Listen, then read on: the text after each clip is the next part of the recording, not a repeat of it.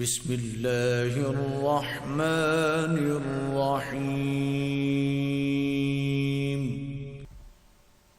अस्सलामुअलैकुम। Physics grade 9 unit number 1 physical quantities and measurements, lecture number 7। आज का हमारा जो टॉपिक है, आज हम बात करेंगे प्रीफिक्सेस के ऊपर और इनसे रिलेटेड कुछ न्यूमेरिकल प्रॉब्लम सॉल्व करेंगे। प्रीफिक्सेस को हम लोग डिफ़ाइन कुछ इस तरह से करते हैं कि prefixes are the words are letter added before base units. तो कोई भी आपके पास बेस यूनिट है, मिसाल के तौर पे हम लोग कह देते हैं मीटर, लीटर, फेराड, बाइट, ये मुख्तलिफ़ तरह की बेस यूनिट्स की बात हम लोग कर लेते हैं। तो इनसे पहले हम लोग प्रीफिक्सेस लगा सकते हैं। मिसाल के तौर पे हम लोग कह दें कि मिली लीटर, किलोमीटर, माइक्रोफेराड, मेगाबाइट। तो ये मुख्तलिफ़ तरह की हम लोग यूनिट्स के साथ प्रीफिक्सेस लगा रहे हैं। और प्रीफिक्सेस लगाने का हमारे पास मकसद ये होता है कि हम लोग किसी भी क्वांटिटी को अपनी कन्वीनियंस के लिए आसानी से बता सकें। मिसाल के तौर पे दो सिटीज़ के दरमियान अगर आपने फ़ासला मालूम करना है, तो आम तौर पे आप लोग उसे सेंटीमीटर्स में या मीटर्स के अंदर इवन भी नहीं कहते, आप लोग उसे क्या किस में कहते हैं, किलोमीटर्स के अंदर कहते हैं। तो वहाँ पे जो मीटर है वो तो आपके पास एक बेस यूनिट है, उसके साथ जो आपने किलो लगा दिया वो उस यूनिट को थोड़ा सा बढ़ा देगा। वो किलो जो है वो आपके पास वहाँ पे प्रीफिक्स है। उसी तरह अगर आप लोग स्मॉल अमाउंट ऑफ लिक्विड को मेजर करते हैं, लिक्विड को मेजर करते हैं, तो थोड़े मिकदार में आप लोग लीटर्स में बात नहीं करते, आप लोग आमतौर पे मिली लीटर्स के अंदर बात करते हैं। तो मिली लीटर जो है वो उस जो यूनिट थी लीटर, उसकी मिकदार को कम कर देगी। उसी तरह कुछ प्रीफिक्सेस जो हैं वो वैल्यू को बढ़ा देते हैं, कुछ जो प्रीफिक्सेस हैं वो एज अ होल अमाउंट को कम कर देते हैं, यूनिट को कम कर देते हैं। तो हम लोग अपनी कन्वीनियंस के लिए इन प्रीफिक्सेस का इस्तेमाल करते हैं।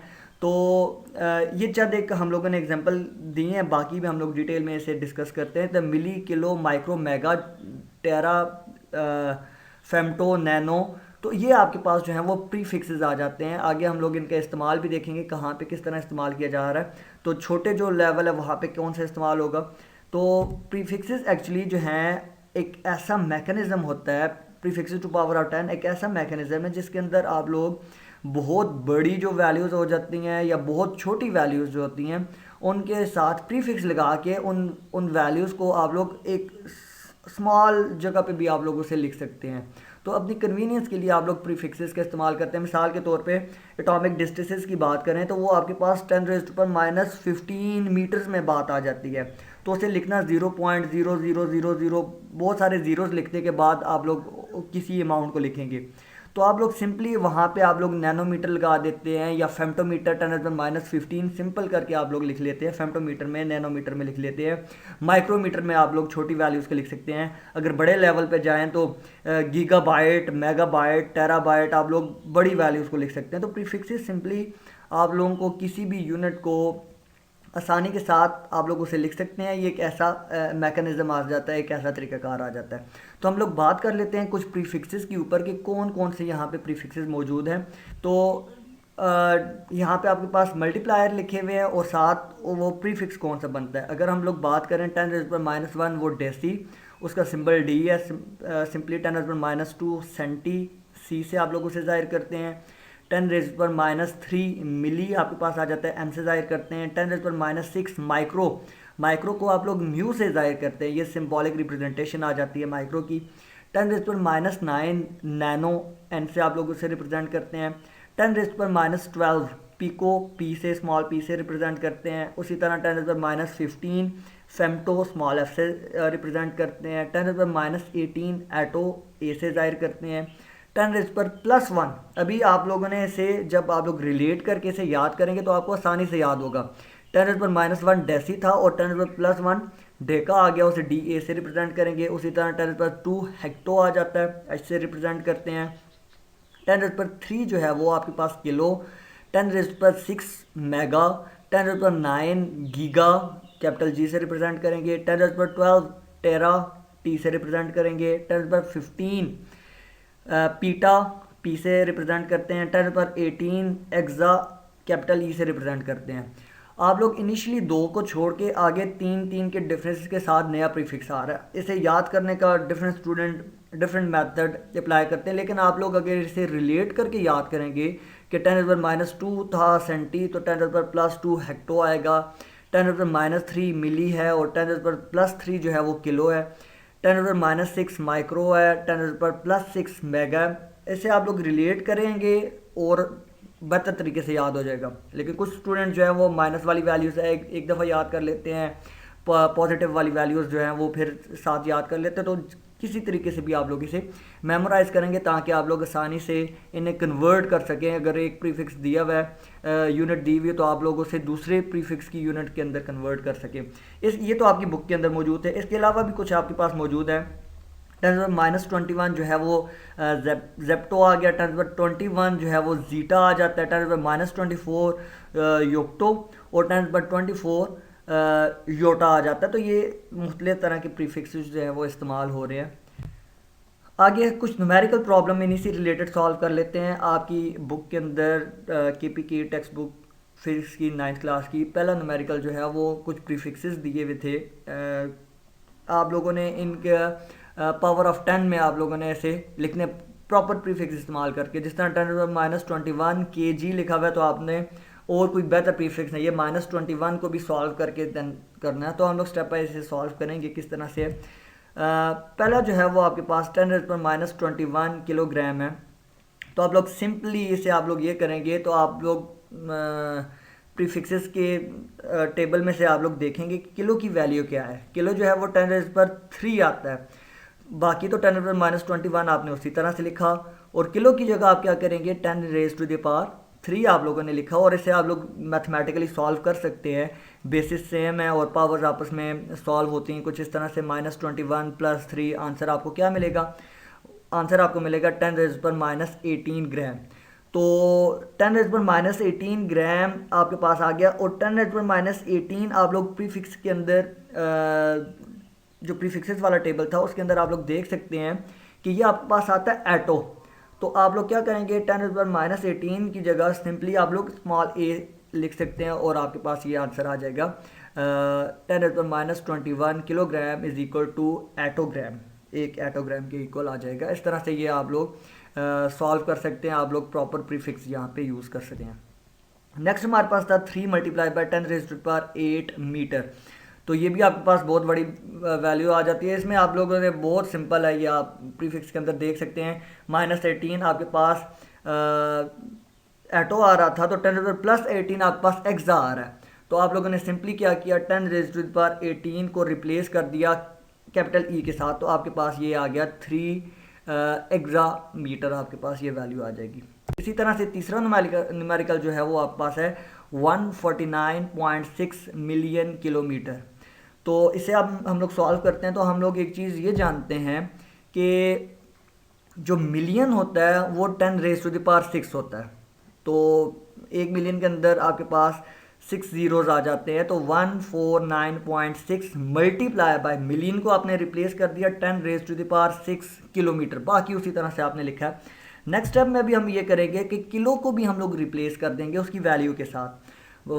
उसी तरह से लिखा 149.6 मल्टीप्लाई बाय 10⁻6 किलो को रिप्लेस किया। उसकी वैल्यू क्या होती है प्रीफिक्सेस टेबल के अंदर आप देखेंगे तो वो आती है 10⁻3 मीटर।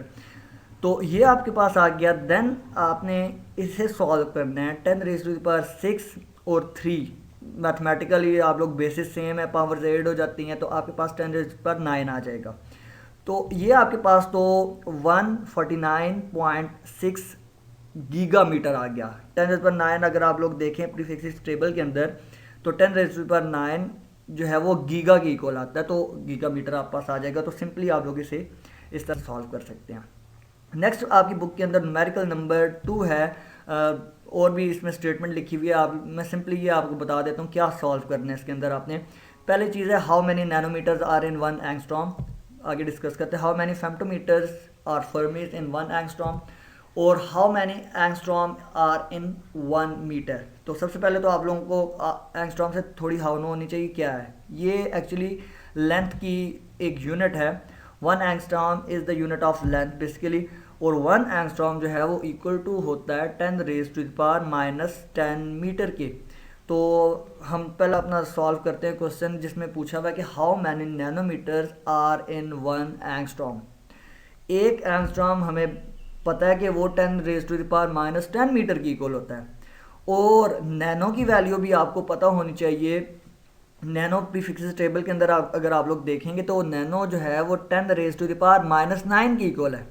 हमने ये किया, यहाँ पे आप लोग दूसरे स्टेप में देखें कि 1 multiply by 10 raise to the power minus 1 multiply by 10 raise to the power minus 9। इन्हें जब दोबारा आप लोग इन्हें कंबाइन करने की कोशिश करते हैं तो बेसिस सेम है, 10 10 -1 और -9 अगेन -10 हो जाएगा। तो हम लोगों ने कोई भी मैथमेटिकली कोई गलती यहाँ पे नहीं की, सिंपली हम लोगों ने इन्हें थोड़ा सा सेपरेट किया और यहाँ पे हम लोग 10 रेज़ टू द पावर -9 लाने की कोशिश कर रहे हैं ताकि हम लोग यहाँ पे नैनो पुट कर सकें। तो 10 रेज़ टू द पावर -9 हम लोग जानते हैं कि किसकी इक्वल होता है, नैनो की इक्वल होता है। एक्चुअली ये प्रीफिक्स है नैनो। तो आपने क्या किया, 10 रेज़ टू द पावर -9 को सिंपली नैनो स्मॉल n के साथ रिप्लेस कर दिया, तो ये आपके पास नैनोमीटर आ गया। तो यहाँ से हमें ये पता चला कि 1 angstrom is equal to 10 raise to the power -1 nanometre. तो इससे आप लोग एक स्टेप फर्दर सॉल्व कर सकते हैं। तो ये आपके पास 10 टू द -1 है। अगर आप लोग इसे डिनोमिनेटर में लिखें तो आपके पास 1 डिवाइडेड बाय 10 हो जाएगा। तो 1 डिवाइडेड बाय 10 आप लोग लिख सकते हैं 0.1 नैनोमीटर। तो ये आपके पास इस तरह से 1 एंगस्ट्रॉम इक्वल आ जाएगा 0.1 नैनोमीटर के। नेक्स्ट एग्जांपल हमारे पास थी, इसी न्यूमेरिकल का दूसरा पार्ट ये था, हाउ मैनी फेम्टोमीटर्स इन 1 एंगस्ट्रॉम। और फेम्टोमीटर एक्चुअली फर्मी दूसरी एक यूनिट यूज़ करते हैं, ये एटॉमिक लेवल के ऊपर जो छोटे डिस्टेंस होते हैं आप लोग उसके अंदर फेम्टोमीटर इस्तेमाल करते हैं। तो आपने यहाँ पे ये बताना है कि 1 एंगस्ट्रॉम जो है उसके अंदर कितने फेम्टोमीटर, मतलब 1 एंगस्ट्रॉम कितने फेम्टोमीटर की इक्वल आता है। तो एक चीज़ तो आप लोग पहले जान चुके हैं कि 1 angstrom is equal to 10 raise to the power -10 metre, और फेम्टो जो है वो 10 रेज़ टू द पावर -15 की इक्वल है। ये आपने ध्यान में रखना है। प्रीफिक्सेस टेबल अगेन आपको याद करने पड़ेंगे, वहाँ से आप लोग इजीली यहाँ पे कन्वर्जन कर सकेंगे। तो हम लोग जानते हैं कि 1 angstrom is equal to 10 raise to the power -10 metre की इक्वल होता है सिंपली। अभी हम लोग किसी तरीके से फेम्टो लाने की कोशिश करेंगे और वो लाने के लिए हमें 10 रेज़ टू द पावर -5 चाहिए, और 10 raise to the power -5 mathematically आप लोग खुद से नहीं लगा सकते। तो उसका रूल ये होता है कि जितनी चीज़ आप लोग मल्टीप्लाई करते हैं उतनी डिवाइड करेंगे। तो यहाँ पे हम लोगों ने 10 रेज़ टू द पावर -5 लगाया, तो हम लोगों को यहाँ पे उसका मल्टीप्लिकेटिव इन्वर्स मल्टीप्लाई करना पड़ेगा। हम खुद से 10 रेज़ टू द पावर -5 लगा रहे हैं तो multiply by 10 raise to the power +5 करना पड़ेगा। अगर आप इन्हें दोबारा कंबाइन करेंगे तो again 10 raise to the power -5 +5 cancel out करके 10 की पावर 0 और 1 आ जाएगा। तो 1 आ गया तो 10 raise to the power -10 metre again 1 angstrom पे। तो इसका मतलब ये है कि हम लोगों ने मैथमेटिकली यहाँ पे कोई गलती नहीं की। हम लोगों ने simply 10 raise to the power -5 अगर लगाया है तो 10 रेज़ टू द पावर +5 भी साथ मल्टीप्लाई किया, तो ये एक दूसरे को बैलेंस कर लेंगे और इक्वेशन के अंदर कोई भी गलती नहीं आएगी। तो हम लोगों ने इसे ये चीज़ लाने के लिए लगाया 10 रेज़ पर -10 और 10 रेज़ पर -5, तो -10 -5 -15 बन गया और 10 रेज़ पर 5 मीटर उसी तरह से है।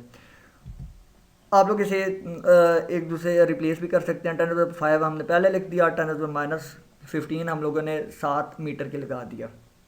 तो ये आप लोगों के पास आ गया 10 रेज़ पर -15 हम लोगों ने पहले बताया कि फेम्टो के बराबर है। आप लोगों ने 10 रेज़ पर -15 को रिप्लेस कर लिया एफ के साथ, वो फेम्टोमीटर आ गया। या आप लोग इसे 10 रेज़ पर 5 फर्मीज भी कह सकते हैं, क्योंकि 10 रेज़ पर 5 फेम्टोमीटर जो है वो आपके पास फर्मी के इक्वल आता है। तो इस तरह से आपके पास ये दूसरा पार्ट सॉल्व हुआ। तीसरे पार्ट में हमें ये कहा हुआ है कि how many angstrom are in 1 metre, 1 metre के अंदर कितने एंगस्ट्रॉम हैं। तो आप सिंपली जानते हैं कि 1 एंगस्ट्रॉम जो है वो 10 raise to the power -10 metre की इक्वल है। तो इसे आप लोग इस तरह से भी लिख सकते हैं, 10 raise to the power -10 metre is equal to 1 angstrom. तो अभी आपने ये करना है कि 1 मीटर आपने यहाँ पे छोड़ दिया और 10 रेज़ टू द पावर -10 आप दूसरी साइड लेके गए तो वो डिवाइड में आ जाएगा, डिनोमिनेटर में आ गया। तो जब आप लोग इसे न्यूमरेटर में लेके जाएंगे तो आपके पास 10 रेज़ पर -10 ऊपर गया तो 10 रेज़ पर +10 आ जाएगा। तो हम यहाँ से हमें पता चला कि 1 metre is equal to 10 raise to the power 10 angstrom. तो ये आपके पास इस तरह से सॉल्व हो सकता है कि 1 मीटर जो है वो 10 रेज़ पर 10 एंगस्ट्रॉम के बराबर है। नेक्स्ट हमारे पास असाइनमेंट जो दी है वो है 1.5। इसी तरह से आपके पास असाइनमेंट जो है, एग्जांपल जो है आप लोग सॉल्व कर सकते हैं। एग्जांपल 1.4 और असाइनमेंट 1.4 इन्हीं स्टेप्स को इस्तेमाल करते हुए होगी, और एग्जांपल 1.5 वो भी इसी तरह से। अगर आपको कोई डिफ़िकल्टी होती है तो आप लोग बता सकते हैं। हम असाइनमेंट 1.5 जो है वो सॉल्व करेंगे, जिसके अंदर कहा हुआ है कि calculate the distance from Peshawar to Lahore in millimetres. तो बहुत सिंपल है। तो सबसे पहले तो आपको ये पता होगा कि डिस्टेंस है कितना। हम लोग जानते हैं कि 489 किलोमीटर जो है वो पेशावर से लेके लाहौर तक का डिस्टेंस आता है। तो हम इसे कोशिश करेंगे कि दो पार्ट्स के अंदर सॉल्व करें। पहले तो मैं कोशिश करूंगा कि जो किलोमीटर है इसे ख़त्म करके सिंपल मीटर में करें, देन हम लोग उसे मिलीमीटर में कन्वर्ट करेंगे। मतलब दो स्टेप्स के अंदर सॉल्व करेंगे। तो किस तरह से देखें, 489 किलोमीटर इज इक्वल टू 489 आपने उसी तरह से लिख दिया। किलो, अगेन प्रीफिक्सेस वाला जो टेबल है वहाँ से आपने याद किया वो होगा। तो किलो आपको पता होगा कि 10⁻³ के इक्वल होता है। तो किलो को रिप्लेस कर दिया उसकी वैल्यू के साथ, जो उसका मल्टीप्लायर है वो 10⁻³ आ गया, और देन आपके पास मीटर आ गया। पहला स्टेप ये हो गया। दूसरा स्टेप आपने करना ये है कि आपने इस मीटर को मिलीमीटर में कन्वर्ट करना है। पहले स्टेप में हम लोगों ने प्रीफिक्स को हटाया। जब प्रीफिक्स को आप लोग हटाते हैं तो सिंपली उसकी वैल्यू लगा देते हैं। अगला स्टेप ये है कि प्रीफिक्स को आपने लगाना है, मतलब मिली लगाना है आपने। तो उसमें क्या करेंगे, उसमें आप ये करेंगे कि 489 उसी तरह से आपने उतारा, 10⁻³ उसी तरह से आपने उतारा। लेकिन आगे आप देखें जो पार्ट था मीटर, उसके साथ आपने मिलीमीटर लगा दिया। तो मिलीमीटर मैथमेटिकली आप लोग खुद से कोई चीज़ भी नहीं लगा सकते। मिली लगाने का मतलब ये है, आप लोग प्रीफिक्सेस टेबल में देखें तो मिली की वैल्यू होती है 10⁻³ तो मैथ्स के रूल के मुताबिक आपने 10⁻³ यहाँ पे एक्स्ट्रा लगा दिया, तो वो गलती होगी। तो उसे बैलेंस करने के लिए 10⁻+3 आप लोग लगाएंगे, उसका मल्टीप्लिकेटिव इन्वर्स। तो मिली लगाया तो उसे बैलेंस करने के लिए उसका मल्टीप्लिकेटिव इन्वर्स आपने मल्टीप्लाई करना है 10⁻+3। तो आप जब इसे सॉल्व करेंगे तो बेसिस आपके पास सेम है, 10⁻³ आपके पास ऐड होके 6 बन जाएगा, और 489 इंटू 10⁻6 मिलीमीटर। तो ये तो आपके पास मिलीमीटर में कन्वर्जन हो गई। लेकिन अगर आप लोग इसे स्टैंडर्ड फॉर्म में कन्वर्ट करना चाहते हैं तो सिंपल है कि डेसिमल आपके पास 489 पॉइंट यहाँ पे था 9 के बाद, तो डेसिमल आप लोगों ने लेके आना है फर्स्ट नॉन जीरो डिजिट के बाद, मतलब 4 के बाद 4.89। तो डेसिमल जहाँ से शिफ्ट हुआ, जहाँ तक शिफ्ट हुआ उसके दरमियान 2 डिजिट्स आते हैं, तो 10⁻² आ जाएगा साथ, और अगेन आगे तो वो 10⁻6 मिलीमीटर उसी तरह से आपने लिख दिया। इसे फर्दर एक स्टेप आप सॉल्व कर सकते हैं। तो 10⁻² और 10⁻6 ये दोनों आपके पास ऐड होकर 10⁻8 आ गया। तो 4.89 इंटू 10⁻8 मिलीमीटर। तो ये आपके पास आपका रिक्वायर्ड आंसर आ जाएगा कि आपके पास 489 किलोमीटर जो है वो मिलीमीटर में कन्वर्ट हो गया। एक और हम आपकी बुक से बाहर से एक एग्जांपल है, सिंपल है, कि जिसमें आपको 3300 million hertz in standard form and prefix to power of 10। तो आप लोगों ने इसे स्टैंडर्ड फॉर्म में भी कन्वर्ट करना और पावर ऑफ 10 में कन्वर्ट करना, तो बहुत सिंपल है। तो इसे आप लोग इस तरह से सॉल्व कर लेंगे कि डेसिमल आप लोग देख सकते हैं कि लास्ट पे है। डेसिमल आपने फर्स्ट नॉन जीरो डिजिट के बाद लेके आना है, तो कहाँ पे लेके आएंगे, 3.3 हो जाएगा ना। तो 3 पॉइंट आपके पास, 3 के बाद पॉइंट आपके पास आ रहा है, तो इसके दरमियान आप लोग वैल्यूज़ काउंट कर सकते हैं, तो ये बनेगी 9। तो आप लोग फिर इसे इस तरह से लिख सकते हैं कि 3.3 इंटू 10⁻9 हर्ट्ज। अगेन प्रीफिक्सेस वाले टेबल में आप लोग जाएंगे तो वहाँ पे आपको जो 10⁻9 मल्टीप्लायर है, इसकी जो प्रीफिक्स है वो है गीगा। तो आप लोग इसका आंसर लिखेंगे 3.3 गीगा हर्ट्ज। तो इस तरह से आप लोग कन्वर्जन कर सकते हैं। तो ये तो यहाँ तक आपके कुछ प्रीफिक्सेस पे हमने बात की है, उससे रिलेटेड कुछ एग्जांपल सॉल्व किए हैं। अगर यहाँ पे कुछ भी डिफ़िकल्टी हो तो आप लोग बता सकते हैं, क्वेश्चन इसके हवाले से पूछ सकते हैं। होप सो यहाँ तक क्लियर होगा। नेक्स्ट इंशाल्लाह हम लोग कुछ कन्वर्जन और भी हम लोग बात करेंगे, और राउंडिंग ऑफ के बारे में थोड़ी सी बात करेंगे। हाँ, अगर आपके पास अगर स्केयर ले लिया जाए या क्यूब ले लिया जाए तो फिर आप लोग प्रीफिक्सेस के ऊपर क्या इफेक्ट होगा, तो वो हम लोग आने वाले लेक्चर में इंशाल्लाह डिस्कस करेंगे। होप सो यहाँ तक आपको क्लियर होगा। ओके, अल्लाह हाफिज़।